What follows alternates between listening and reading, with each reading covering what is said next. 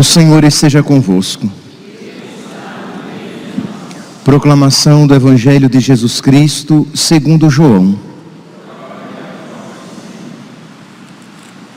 Naquele tempo, disse Jesus a seus discípulos: não se perturbe o vosso coração. Tendes fé em Deus, tende fé em mim também. Na casa de meu Pai há muitas moradas. Se assim não fosse, eu vos teria dito: vou preparar um lugar para vós, e quando eu tiver ido preparar-vos um lugar, voltarei e vos levarei comigo, a fim de que onde eu estiver, estejais também vós. E para onde eu vou, vós conheceis o caminho. Tomé disse a Jesus: Senhor, nós não sabemos para onde vais. Como podemos conhecer o caminho? Jesus respondeu: eu sou o caminho, a verdade e a vida. Ninguém vai ao Pai, senão por mim. Palavra da salvação.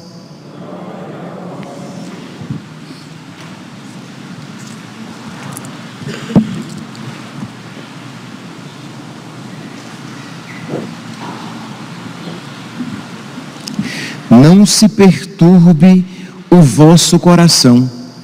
Tendes fé em Deus, tende fé em mim também.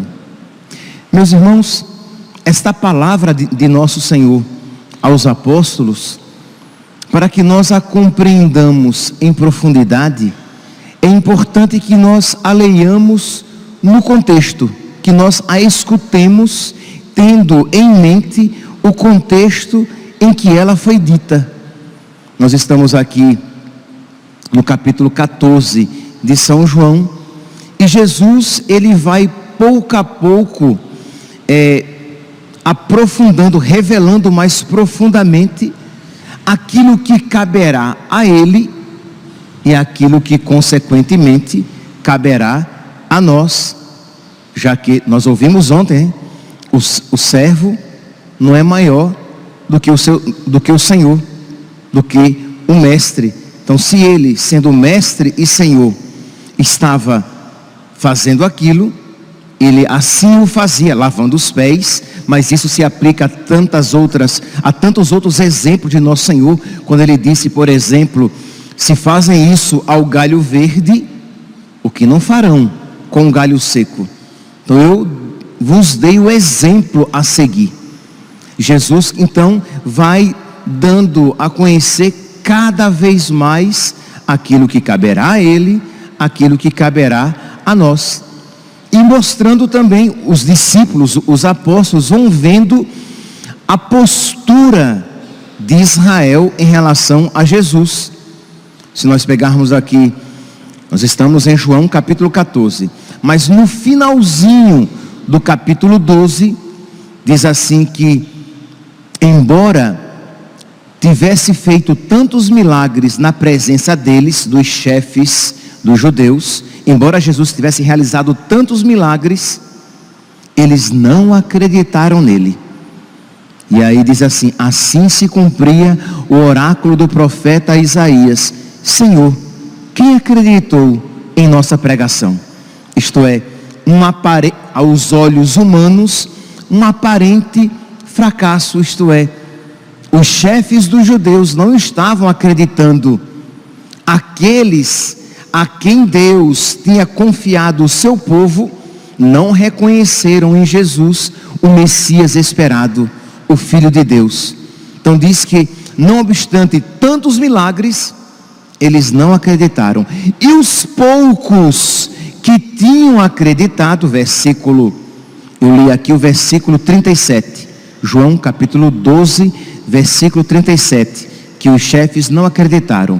No versículo 42 diz assim: alguns acreditaram, alguns chefes acreditaram, creram nele, mas por causa dos fariseus não o manifestavam, para não serem expulsos da sinagoga. Isto é, por medo dos fariseus, aqueles que acreditaram não estavam dispostos a vestir a camisa, não estavam dispostos a testemunhar a sua fé, não estavam dispostos a pagar o preço pelo que creem. E diz então São João: Assim, versículo 43. Assim, preferiram a glória dos homens àquela que vem de Deus. Isto é, para não sair feio na fotografia, eles não testemunharam Jesus.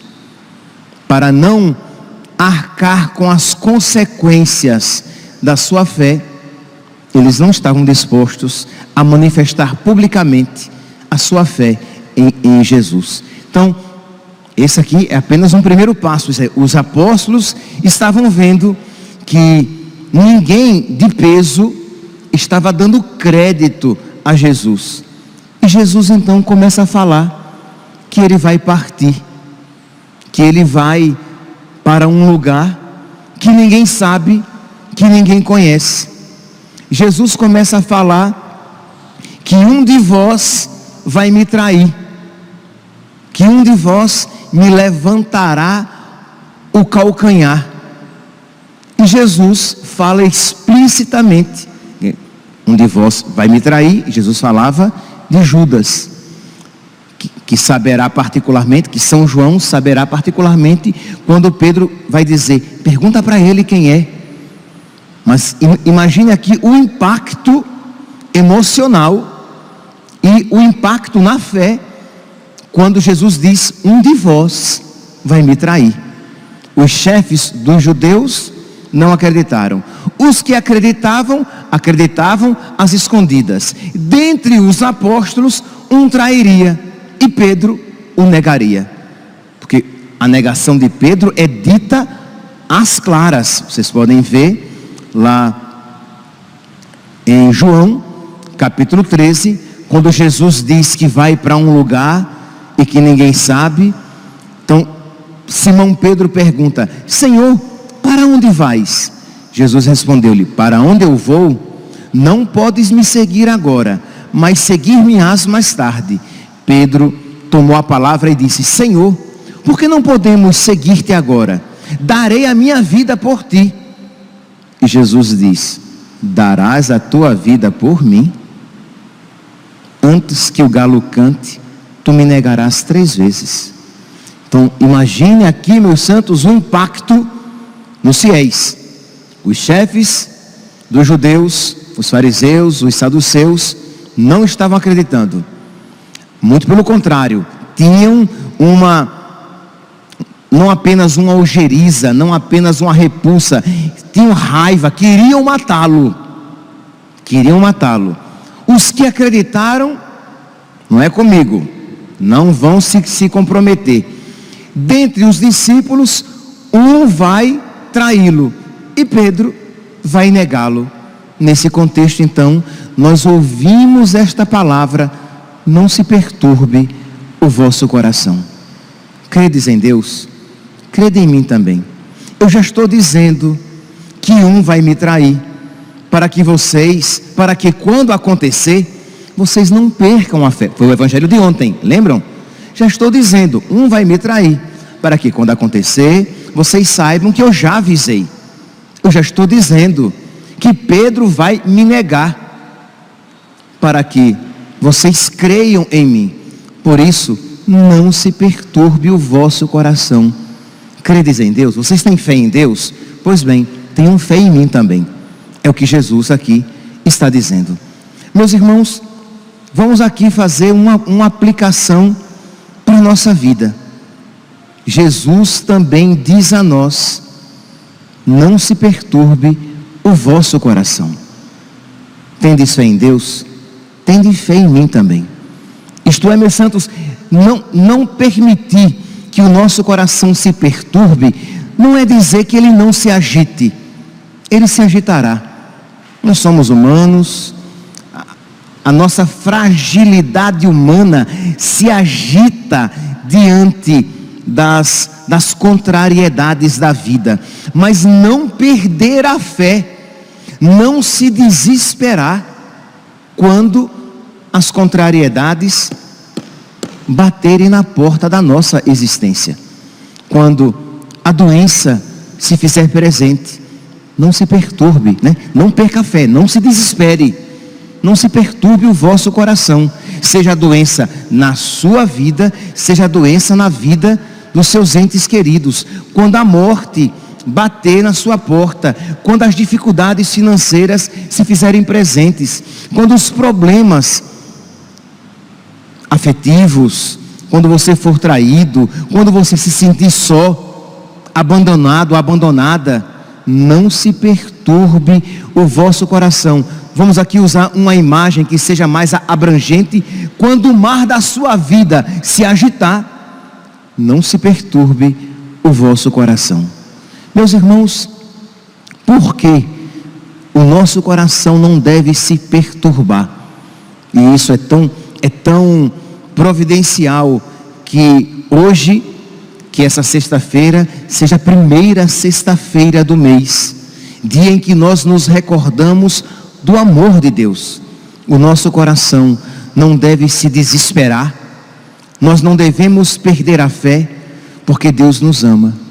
E se Deus nos ama, meus santos, Deus cuida de nós e das menores necessidades. Quando a gente ama alguém, as pequenas necessidades de uma pessoa amada são relevantes. Quando nós não amamos, nem as grandes.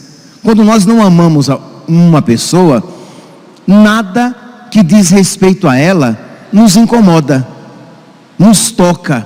Mas quando nós amamos uma pessoa, as pequenas necessidades gritam dentro de nós. Nós queremos ajudar, nós queremos remediar, nós queremos nos fazer presentes, nós queremos de alguma maneira mostrar que nos importamos, porque nós amamos aquela pessoa. Não é verdade? Imagine aqui, é triste que isso aconteça, e não poucas vezes acontece. Nós encontramos uma pessoa que está faminta, que está doente, que está pedindo ajuda no sinal, no semáforo. Você vem dirigindo, você não abre nem o vidro, diz, tenho não. Você dá um sinal e diz, tenho não. Mas se é o seu filho que choraminga no berço e diz, mamãe, papai, crê em Deus Pai, você vai ao berço, você pega a criança, será que ela não está com fome? Você acabou de dar mamadeira, não está com fome. Se é o seu filho que está doente na cama, você vai e você vai aferir a febre o tempo todo, para ver se não está com febre. Por quê? Porque você ama, e porque você ama, você se preocupa. Ora, vamos agora aplicar a Deus. Deus nos ama, meus santos. E aqui não é uma figura de linguagem, aqui não é poesia. Deus nos ama, e porque Deus nos ama, não se perturbe o vosso coração. No capítulo 13 de São João, no versículo 1, diz assim, que Deus nos amou e nos amou até o extremo, nos amou até o fim. Isto é, quando nós dizemos que Jesus nos amou e nos amou até o fim, nós não estamos dizendo que Ele nos amou, nós não estamos dizendo apenas que Ele nos amou até as últimas consequências, ao ponto de entregar a sua vida à cruz, para que Ele seja crucificado. Sim, é claro, estamos dizendo isso também. Ele nos amou e nos amou até o fim, Ele nos amou até o extremo, Ele nos amou e nos amou até as últimas consequências. Mas estamos dizendo também que Ele nos amou até o fim da sua vida. Nós amamos alguém, mas isso não significa que nós a amemos em todos os momentos da nossa vida. Às vezes eu tenho raiva daquela pessoa, aí o meu amor diminui. Aí às vezes melhora um pouquinho, o meu amor cresce. Aí às vezes eu tenho raiva de novo, ela me magoa, e aí eu dou um frio, eu dou um gelo nela, e o meu coração se esfria, e o meu amor fica morno. Aí depois o meu coração se afervora de novo, e eu volto a amar aquela pessoa. Aí aquela pessoa me magoa, eu penso até em trair o amor, em abandoná-la, em fazer-lhe mal, mas depois eu me arrependo e volto a amá-la de novo. Nosso amor é assim, infelizmente, é imperfeito, é inconstante, mas o amor de Deus não. Ele nos amou até o fim. No Horto das Oliveiras, suando sangue, Ele em mim pensava e me amava. E repito, não é poesia, Ele pensava no Overlan, que seria padre. Ele tinha em mente o Overlan e amava o Overlan no Horto das Oliveiras, não obstante todas as minhas infidelidades. E é isto que se aplica a mim, se aplica a cada um de nós. Ele me amou e me amou até o fim. Ele me amou, Ele me amava quando foi levado diante dos sacerdotes. Isto é, quando Ele foi preso e lá diante do sacerdote, quando perguntou a ele sobre o seu ensinamento, e ele disse: olha, pergunte àqueles que ouviram. Eu pregava todos os dias lá na sinagoga, lá no templo, e disse que um soldado bateu-lhe na cara, deu-lhe uma bofetada. Ali Ele me amava. Entende, meus santos? Ele me amava quando eu lhe batia na cara. E não pense que foi apenas o soldado que lhe esbofeteou, mas quando nós pecamos, nós agredimos nosso Senhor na sua dignidade, no seu amor por nós. Nós ultrajamos, nós rejeitamos, nós fazemos pouco caso do seu amor, do seu sangue derramado. Então é muito fácil olhar para aquele soldado e dizer: aquele soldado esbofeteou nosso Senhor. Quando nós pecamos, nós isso fazemos.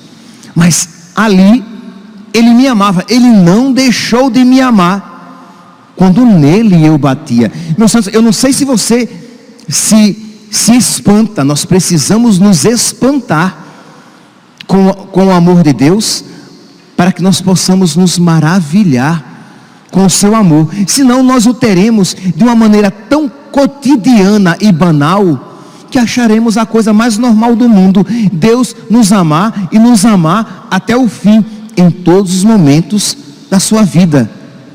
Ele foi atado ao tronco e foi flagelado.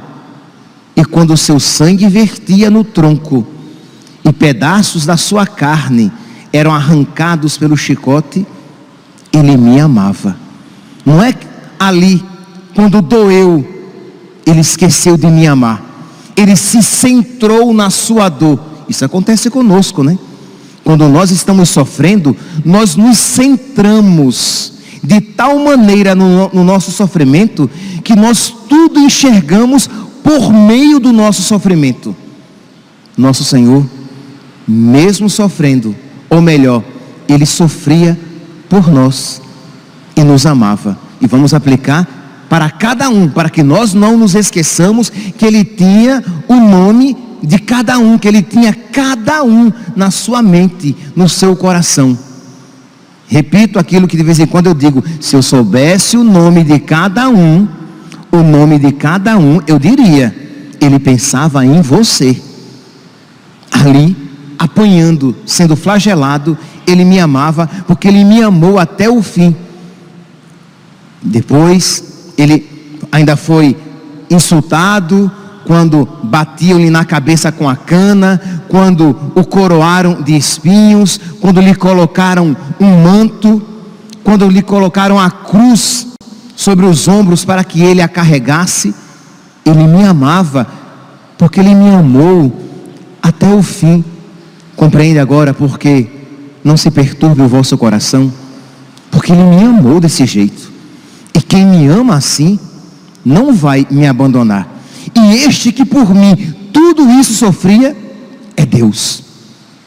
Nada passa despercebido aos seus olhos. Porque se é uma criatura que me ama muito, não vai me amar desse jeito. Mas é apenas uma criatura, mas haverá coisas que aquela criatura não poderá fazer. Mas isso não se aplica a Deus. Ele é o Todo-Poderoso. E Ele carregava a cruz e pensava em mim e me amava. E as pessoas o ridicularizavam, as pessoas faziam pouco caso dele, cuspiam nele, Ele foi crucificado, na cruz por mim foi ultrajado, e na cruz Ele me desculpou, dizendo: Pai, perdoa-lhe, ele não sabe o que faz. Ele me amou, e me amou até o fim. Por isso, não se perturbe o vosso coração. Tende fé em Deus, tende fé em mim. Se Deus, meu santinho, minha santinha, está permitindo este sofrimento, é porque Ele pode tirar um bem maior desta dor, deste sofrimento. E este sofrimento não é expressão do seu não amor. Este sofrimento é expressão do seu amor, do amor dele por nós. Se Ele está enviando ou está permitindo, é porque Ele está me amando neste envio do sofrimento ou nesta permissão do sofrimento. Por isso, não se perturbe o vosso coração. Tende fé em Deus, tende fé em mim. Meus santos, estamos celebrando, estamos fazendo memória, estamos nos recordando que hoje é primeira sexta-feira do mês. Então, debrucemo-nos diante do amor de Deus, dobremos os nossos joelhos e digamos: Senhor, eu confio em vós. Senhor, eu creio no vosso amor. Senhor, expulsa do meu coração toda perturbação que atenta contra a minha fé. Repito, a perturbação humana que agita os nossos afetos, sobre essa, nem sempre temos domínio, e às vezes, não poucas vezes, ela bate à porta da nossa alma. Mas a perturbação que nos atenta à fé, que quer roubar a nossa fé, que quer nos levar ao desespero, essa tem que ser extirpada, expurgada, exorcizada do nosso coração. Que com lágrimas nos olhos nós digamos: Senhor, eu creio em vós. Que em meio às dificuldades da nossa vida, e não obstante os nossos afetos estejam bagunçados, que no mais profundo da nossa alma, nós digamos: Senhor, eu creio em vós, eu creio no vosso amor. E isso nos garantirá que esta palavra de nosso Senhor, no Evangelho de hoje, se faça firme na nossa alma. Não se perturbe o vosso coração. Tende fé em Deus, tende fé em mim também. Que a Virgem Santíssima, meus santos, que a Mãe da Misericórdia nos alcance esta graça, para que nós nunca duvidemos do amor de Deus e nunca deixemos o nosso coração se desesperar. Louvado seja nosso Senhor Jesus Cristo.